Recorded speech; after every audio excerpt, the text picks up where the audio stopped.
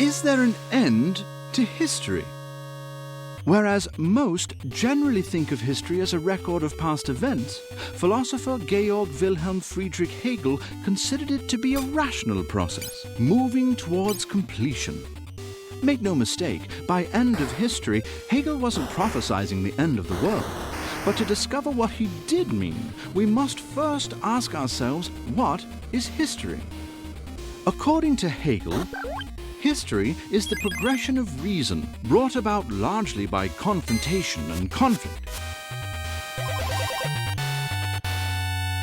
For example, if a group of rebels siege a castle, we have two opposing forces, the establishment and the challenger. Through this conflict, the opposing ideologies will collide and produce a new establishment. Like the one before it, this idea will eventually invite upheaval, and the dialectical process, yielding heightened rationality, will continue. But such changes don't occur randomly. To Hegel, history is pushed forward by freedom, mankind's essential nature. As history progresses, we become more self-conscious, therefore more rational, and therefore more free.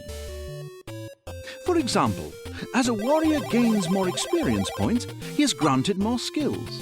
The more skills he gains, the more choices he has in combat, and thus he is freer. As the ages pass, we have become more free. During the Age of the Orient, only the ruler was free. In ancient Greece, some were free. And in Hegel's time, following the French Revolution, it was thought that all should be free. So if freedom is the end goal of history, will there ever be a perfected state that invites no more change, an end to the dialectic?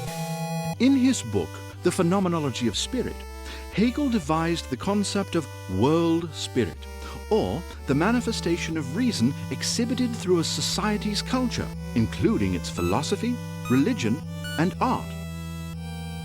The ultimate freedom will occur when the world spirit, or collective consciousness of a culture, becomes entirely rational.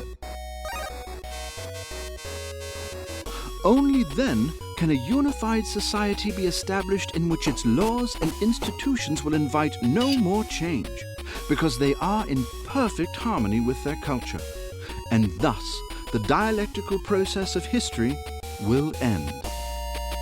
Hegel's philosophy of history inspired some of the most important thinkers of the 19th century, including one young poet who would one day become one of the world's most influential figures.